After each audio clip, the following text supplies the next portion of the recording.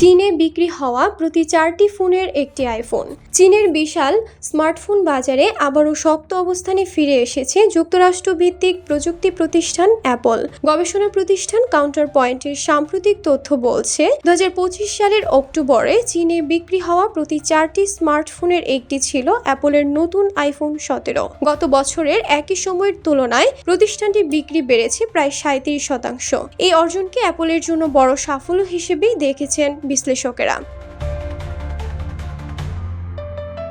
কারণ গত কয়েক বছর ধরে চীনের উচ্চমূল্যের স্মার্টফোনের বাজারে দেশীয় ব্র্যান্ডগুলোর সঙ্গে কড়া প্রতিযোগিতায় পড়তে হয়েছে প্রতিষ্ঠানটিকে। 2022 সালের পর এই প্রথম অ্যাপল চীনে এমন বাজার অংশীদারিত্ব দেখালো। চলতি বছরের অক্টোবরে চীনের সামগ্রিক স্মার্টফোন বিক্রি বেড়েছে 8%। এর বড় অবদান এসেছে অ্যাপল ও দেশীয় নির্মাতাদের কাছ থেকে।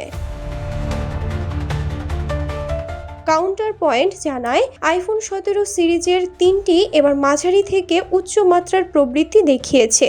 এর মধ্যে বেসিক মডেলটির চাহিদাই ছিল সবচেয়ে বেশি। প্রতিষ্ঠানটির জ্যেষ্ঠ বিশ্লেষক আইভান ল্যাম্ব বলেন, নতুন মডেলগুলো অ্যাপলের মোট বিক্রির 80% বেশি তুলে দিয়েছে।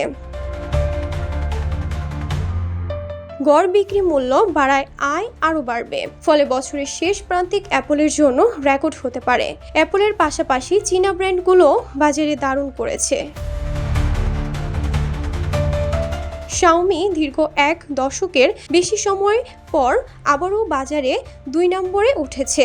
তাদের নতুন শাওমি 17 সিরিজ আগেভাগে বাজারে আসায় বিক্রি উল্লেখযোগ্যভাবে বেড়েছে। অন্যদিকে ওপো ব্র্যান্ডের স্মার্টফোন বিক্রি বেড়েছে 19%। বিশেষ করে তাদের ফাইন্ড X9 এবং রেনো 14 সিরিজ গ্রাহকের নজর কাড়ছে।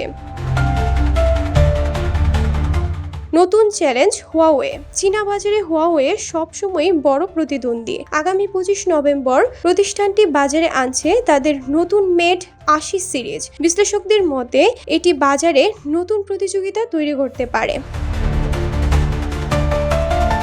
তবে অ্যাপলের বর্তমান বাজার ধারা দেখে এখনই বড় কোনো পতনের আশঙ্কা দেখা যাচ্ছে না। আইভান ল্যাম্ব বলেন, হুয়াওয়ে নতুন সিরিজ আনলেও অ্যাপলের ধারাবাহিক গতি কমে যাবে এমন কোনো ইঙ্গিত এখন নেই। চীনা বাজারে অ্যাপলের এই উত্থান বিশ্বব্যাপী তাদের আয়ের উপরও ইতিবাচক প্রভাব ফেলবে বলে মনে করছেন বিশ্লেষকেরা। উৎসবের মৌসুম সামনে রেখে প্রতিষ্ঠানটি বছরের শেষ প্রান্তিকে রেকর্ড বিক্রি করতে পারে।